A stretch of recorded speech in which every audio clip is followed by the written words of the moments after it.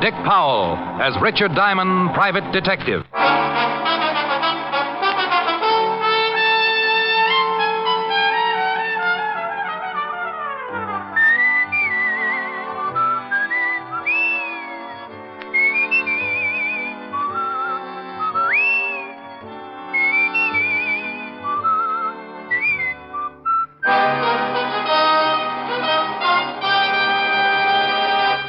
Transcribed half hour with Richard Diamond, private detective, starring Dick Powell.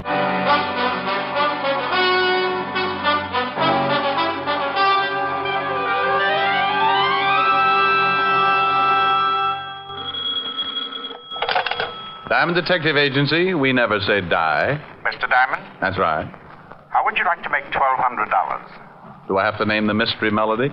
This is not a quiz show, Mr. Diamond. I have a proposition for you, a business arrangement by which you may profit to the tune of $1,200. Oh, well, that's my favorite tune. My name is Evans, Dr. William Evans. I have an office in the Grant Professional Building, Suite 409. Grant Professional Building, Suite 409. Yes, I'd appreciate it if you would come right over. Well, it's after 6 now. I'll stay in my office until you get here. And so as to save time with explanations, on your way over, pick up a late afternoon Times and read the article on page 3, column 2. A story about a man called Farmer.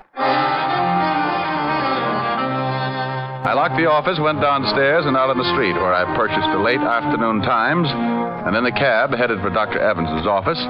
I read the article on page 3, column 2. George Farmer burns to death, and a picture of the deceased.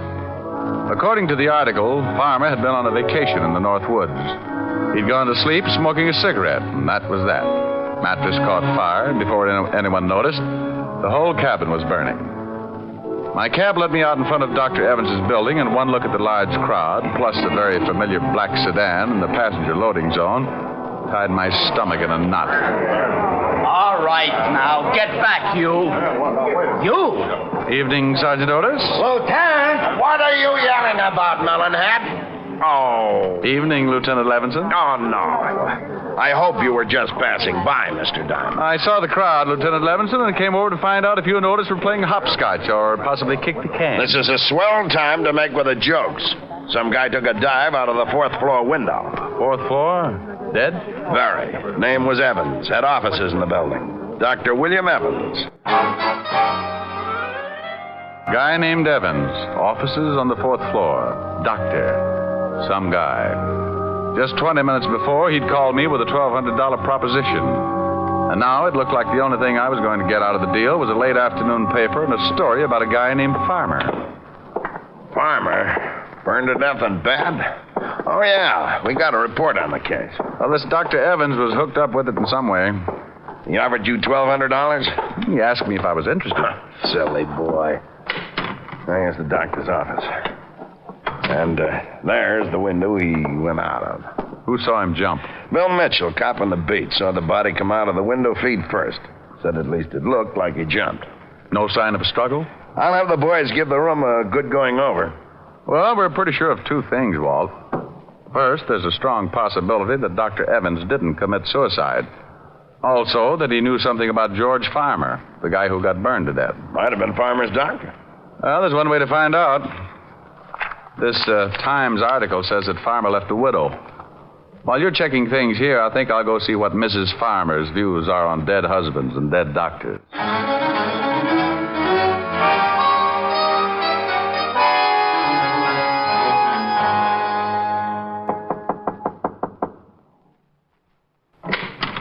Yes? Mrs. Farmer? Yes, what is it? I'd like to talk to you about your late husband. Are you from the police again? Well, I just left them, but this is my own idea. My name's Diamond. I'm a private detective. Oh? You working for the insurance company? No. Well, then just what do you want? I'm tired of questions about my husband's death. I've told the police and insurance company everything I know. Well, I know it's been difficult, but I won't take long, and there are a few things I'd really like to find out. Well, what are they? Do you know a Dr. Evans? Dr. Evans? No. No, I don't know any Dr. Evans. Your husband never mentioned him, said he knew him? No, he didn't. Besides, what has this doctor to do with my husband? Well, I don't know yet. You mentioned an insurance company. Was your husband insured, Mrs. Farmer? Yes, with the National Mutual. But if you're not working for the insurance company or the police, who are you working for? Me. You. Look, would you mind telling me what possible interest you could have in the death of my husband? Tell you the truth, I really don't know. But there's $1,200 mixed up in it somewhere, and that's enough to keep me well interested until I find some answers. Thank you, Mrs. Farmer.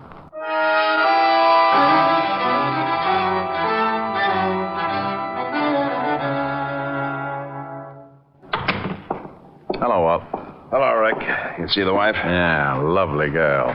Type you'd like to bring home to Mom. You find out anything? Nothing in the room to indicate the doctor was pushed out of the window. Mrs. Farmer didn't know the doctor. Said her late husband didn't either. But she thought at first I was from an insurance company. Well, what company? Oh, a National Mutual. Otis. Yeah, Lieutenant. Got the names of the officials in National Mutual? Yeah. Bring them in. Right. Why all the action? We checked with the dead doctor's nurse. She said aside from his regular practice, he worked for 2 or 3 big insurance firms. National Mutual was one of them. I didn't think of a connection then, but I made the check just in case. Well, George Farmer was burned to death. Dr. Evans knew something about Farmer. Farmer was insured with the National Mutual, and the doctor worked for National Mutual. Might be a tie-up. Well, the vice president of National Mutual is Arthur Peterson. It's not too late. Let's take a run over to his house and see if he knows anything about it.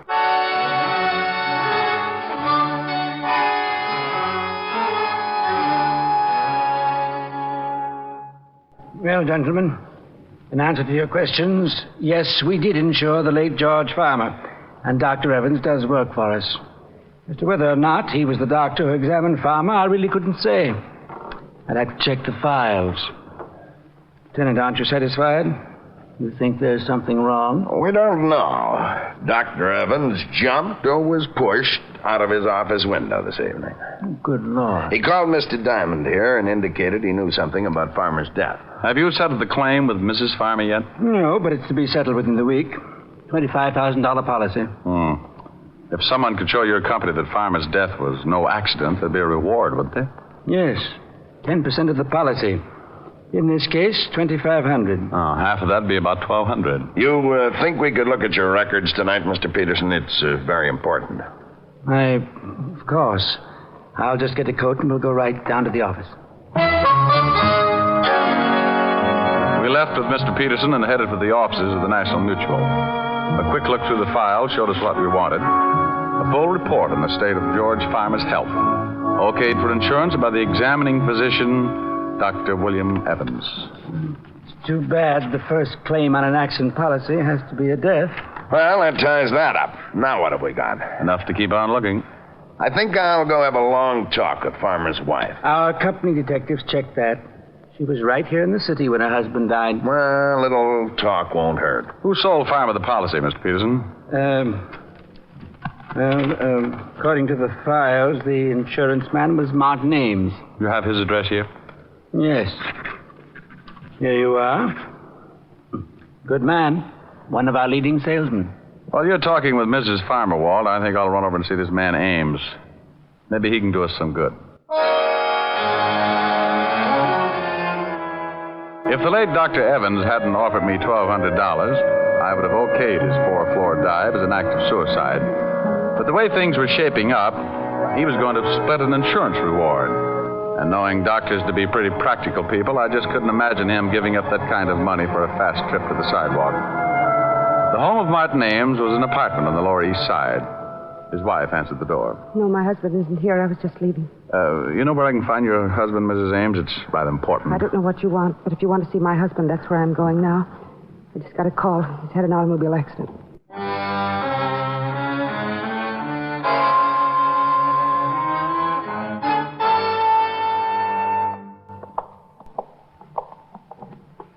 Miss?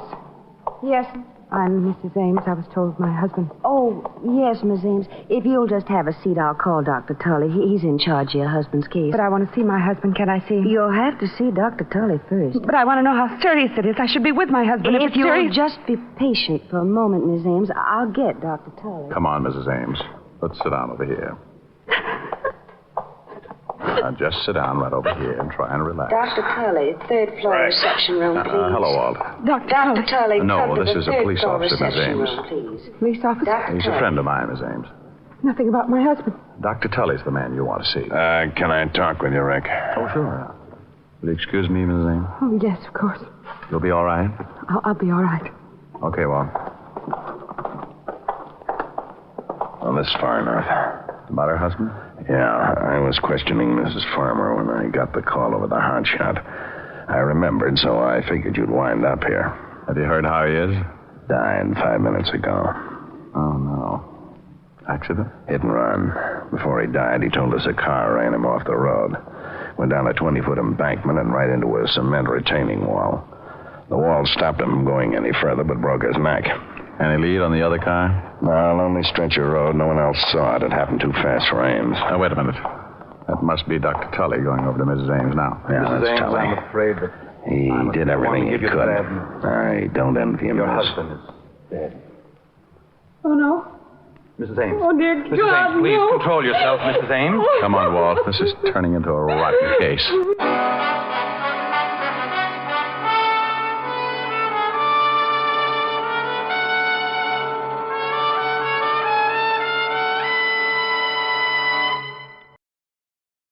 And now back to tonight's adventure with Richard Diamond, Private Detective, starring Dick Powell. A little after 6, I got a phone call, and by 6:30, the man who called was lying on a sidewalk, broken in two from a 4-story drop. 2 hours later, an insurance salesman named Ames was run off the road and ended up with a broken neck. Coincidence? Not a bit. Walt found the location of the place where George Farmer had burned to death.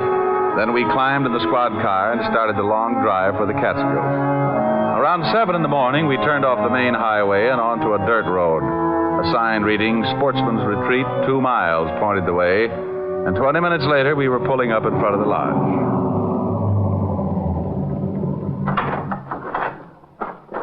Morning. Welcome to Sportsman's Retreat. Morning. Police car, ain't it? I'm Lieutenant Levinson, 5th Precinct, New York Police. This is Mr. Diamond. Oh, howdy. Oh, yeah. You up here about Mr. Farmer's death? Unofficially. You run the place? Yeah, I'm the foreman. My name's Pop Sloan, but everybody just calls me Pop. We thought we'd stay a while, Pop. Can you put us up? Well, sure. How long you figuring on being around? Oh, not long. We only brought one change of clothes. Well, come on in. Breakfast was an hour ago, but if you're hungry, I can have the cook rustle up some bacon and eggs. Oh, sounds good. Many people staying here, Pop? Oh, about 14. Yeah, 14. Same crowd comes up every year. Sort of a club, you might call it. How many years did George Farmer come out? Oh, Mr. Farmer come up about, for the last 10 years. Hey, who owns the place? Mr. Phillips. He ain't here now, but he phoned and says he'll be in sometime this afternoon. Say, how come you fellas are interested in Mr. Farmer's death? We had the police and the insurance up here for 3 days. You're a little late, ain't you? Well, there are a few things we haven't cleared up. Sure appreciate some help, Pop. Well, yeah, just sure. I'll give you all the help I can. I'll go get some breakfast for you, and then we can gabble a little while. Pop went back to the kitchen, and we relaxed in a couple of big leather chairs in front of a large window that looked out on a row of cabins. That last cabin must have been Farmer's. Yeah, nothing much left of it. It's beautiful up here. Look at those trees with the sun shining through them. Your soul is showing, Walt. Oh. It was a beautiful place, all right. The cabin stood in a clearing, fronted by well-kept paths and backed by tall trees. Pop came in a little later with enough bacon and eggs to feed a platoon of tapeworms, and we talked. Where is everybody, Pop? Out fishing. Get up about 4:30 around here. Many of the men bring their wives? Oh, some of them. Mr. Farmer used to bring his'n up every year. Fine-looking woman, Mrs. Farmer. Didn't come up this year, though. It's too bad, too. Why? Well, might have saved him. Used to smoke in bed all the time. Maybe if she'd been around here, she might have caught him at it. Who discovered the fire? Oh, we all saw it, but it was too late. By the time we got there, the whole place was burning. By the time we got the hose going, there wasn't much left. You say you all saw it. Where were you? Oh, we was up to Willow Peak cooking out. That's about 3 miles from camp. You can see it from there. See that tall peak there to the left of them trees? Yeah. How come Farmer didn't go along? Oh, he never went on many hikes. Had trouble with his legs, you know. Anyone stay here in camp besides Farmer? No. Everybody was up Willow Peak. Who examined the body? Doc Combs from Evanston come up and looked at the body. Where's Evanston? About 50 miles east. But if you want to talk to the doc, you'll have to wait till everybody comes in from fishing. Oh, good. Is he up here now? Yeah, come up last night. Gonna stay a week for the fishing. Oh, Pop. Well, morning, Mr. Phillips. Good morning. I didn't expect you till this afternoon. This is Mr. Phillips, the owner. Oh, I have some bags out in the car. Will you get them, please? Good morning, gentlemen. Good morning. Yeah, there's some more police fellas, Mr. Phillips. Oh? About Mr. Farmer's death? Yeah, I gotta clear up a few things. Would you please get those bags for me, Pop? Bag? Yes, bag. Sure. We just wanted to ask a couple of questions, Mr. Phillips. I'm Lieutenant Levinson. This is Mr. Diamond. Well, how do you do? How do you do? Do you mind if I sit down? Well, not at all. I thought the authorities were satisfied. No, I guess they are. Where were you when the accident occurred, Mr. Phillips? Oh, I was on my way here from the city. I arrived about an hour later. You live in the city, Mr. Phillips? Well, yes, I have a house there. I divide my time between there and the lodge. Tell me something about Farmer, Mr. Phillips. What kind of a man was he? Well, You fellas want any more breakfast? No, thanks, Pop. Go ahead, Mr. Phillips. Good old Pop. Well, there really isn't much to tell. Farmer was a nice sort of a guy, rather quiet. As you know, he had a very bad habit of smoking in bed. You have any trouble with him smoking in bed before? Oh, yes, several times. Nearly started a fire 2 years ago. Well, wouldn't that make you watch him a little more closely? Well, you see, his wife came up with him every year, but this one, she was usually near enough to prevent any trouble. How long did he usually stay here? Oh, week, 10 days, however long his vacation lasted. Mm-hmm. What was his business? I think he was in advertising. Make much money? I have no idea. He certainly never spent much. He was tight as the devil. He was known for it, in fact. Coming up here was the only luxury he allowed himself. He'd tell everyone he'd save all year just to come up here and relax for a week or so. Hey, Lieutenant, here comes Doc Combs. He must have got his limit. Oh, you gentlemen interested in talking to the doctor? Yeah, Pop tells us he was the one who examined the body. Well, what'd you get, Doc? Hi, Pop. I got my limit. Oh, good for you. Come on over here. A couple of fellas want to talk to you. Well, how are you, Phil? Hello, Doc. Pop said you weren't due in till this afternoon. Uh-huh. Oh, this is Lieutenant Levinson and Mr. Diamond. How are you? Police? Yeah. They want to ask you a few questions. We got to clear up a few things about George Farmer getting burned to death. Pop, that's enough, Pop. I was only trying to help. Well, certainly, gentlemen. Here, will you take these fish, please, Pop? Fish? Oh, the fish. Yeah, sure. I'll be right back. Well, I don't think I could tell you much more than I've already told the police. Did you know George Farmer prior to his death? Oh, yes, over a period of 10 years. Did you identify the body? Well, not at first. It was too badly burned. Not at first. You mean you did identify it later? Well, when they told me that George had a broken wrist, I found the broken section of bone and identified it. Broken wrist? Oh, yes, Mr. Diamond. You see, when George arrived, his lower arm was in a cast. He told us that he'd broken his wrist the week before. What day did he arrive? Tuesday of last week.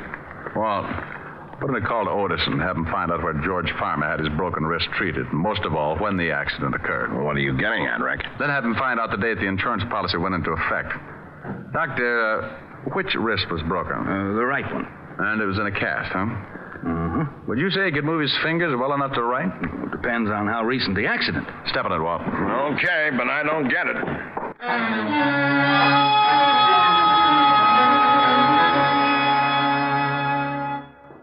I talked to Otis. He'll get the information and call us back. Now, would you mind telling me what the devil this is all about? George Farmer had to sign the insurance policy, didn't he? Yeah, but he could have done that with his left hand. An accident policy would cover a broken wrist, wouldn't it? Sure, and what? Mr. Phillips, you said Farmer was known to be careful with his money. Yes, that's right. I can vouch for that. I treated him for a cigarette burn 3 years ago and had a devil of a time collecting. Thanks, Doctor. Well, so what? So if Otis gives us the answers I want, I think I can show you George Farmer was murdered. Murdered? Yeah. And I think I can explain why an insurance salesman and a doctor were killed. So we all sat around and waited for my hunch to grow muscles. I kept turning the whole thing over in my mind, and the more I thought, the more the whole thing tied together. Around noon, a call came in from Otis, and Walt gave him the information I needed. There it is. George Farmer broke his wrist on the 26th of last month. He was treated at the Olive Hospital. About 3 weeks ago. He stayed one night at the hospital and went home. What day did he arrive here, Mr. Phillips? About the 4th. 2 weeks after the accident. He died on the 11th, according to papers. Yes, that's right. He'd been here about a week. When did the insurance policy go into effect, Walt? The 22nd of last month. It went into effect. It wasn't taken out. I said went into effect. Now, it would cost him a few bucks to have a broken wrist taken care of and spend the night in the hospital, wouldn't it, Doctor? Yes, it would. Remember what the vice president of National Mutual said, Walt? Too bad the first claim on an accident policy had to be death. Yeah. Well, if Farmer had an accident policy, why didn't he put in a claim for his broken wrist? Come on, Walt. We're going back to town and talk to Mrs. Farmer.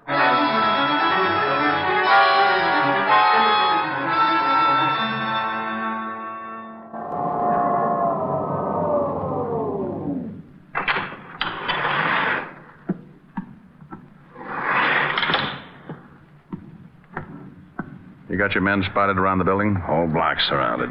Peterson and Evers are covering the front. Cars at every corner. Isn't Otis going to play? Well, there's been some complaints about noisy cats in the neighborhood, so I stuck Otis in back in the alley. He'll drive every cat right into the river. You might have made a mistake.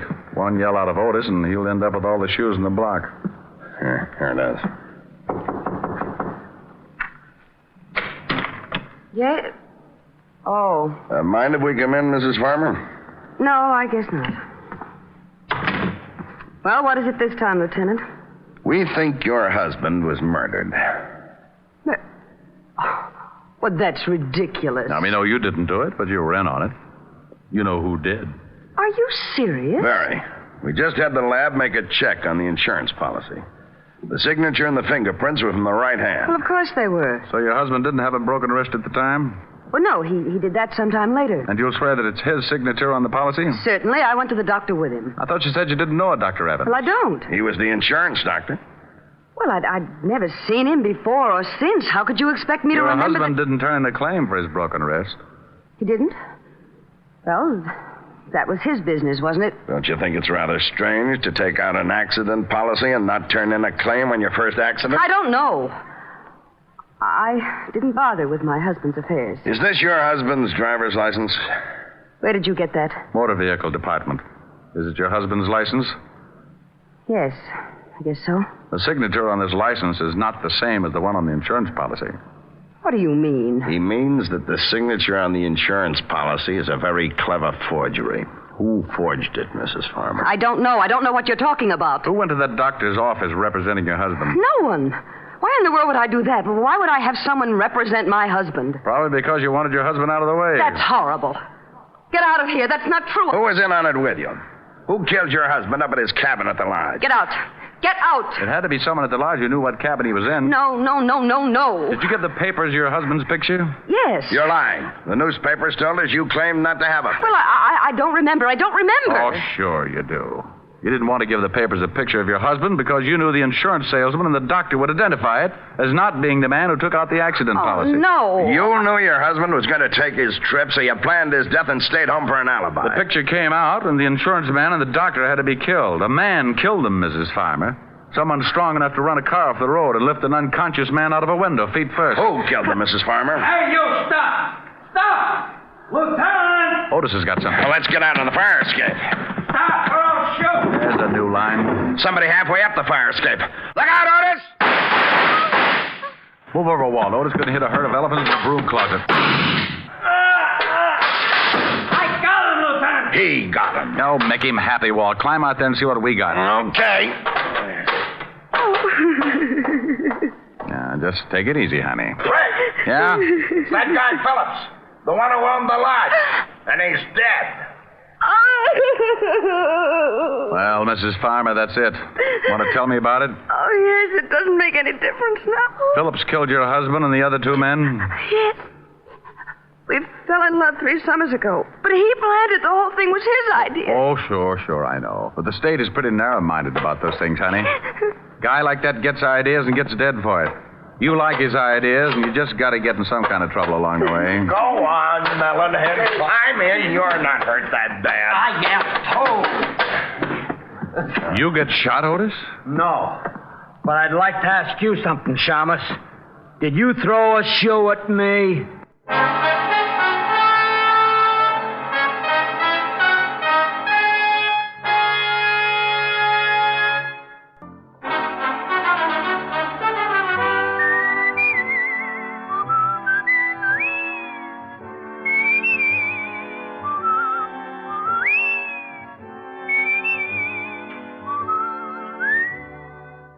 Richard Diamond, Private Detective, stars Dick Powell in the title role and is written by Blake Edwards, with music composed and conducted by Frank Worth. Featured in tonight's cast were Virginia Gregg, Ted DeCorsia, Wilms Herbert, Wally Mayer, Joan Banks, and Bill Boucher. Richard Diamond, Private Detective, is transcribed in Hollywood by Jaime de Valle.